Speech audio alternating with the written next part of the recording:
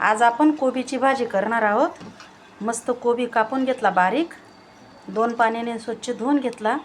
त्याच्यासाठी लागणारं साहित्य: चण्याची डाळ भिजवून ठेवली होती 1 तासपासून। चण्याची डाळ, हिरवी मिरची, कढीपत्ता, कोथिंबीर, जिरं, मोहरी, हळद आणि मीठ।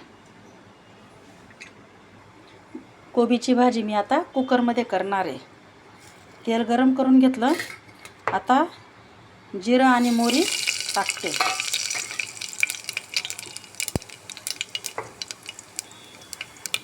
जिरं मोहरी मस्त तडतडलं।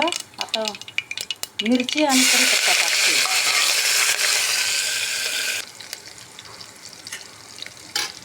आता त्याच्यात डाळ टाकते चण्याची।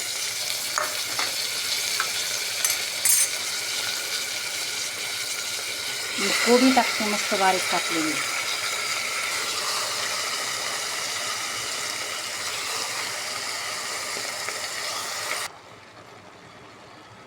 आता हळद टाकते।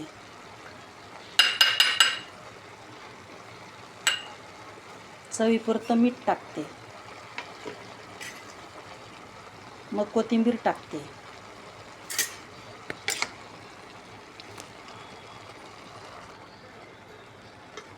आता मी कुकरला झाकण लावते। 1 शिट्टी करू आपण आता याची।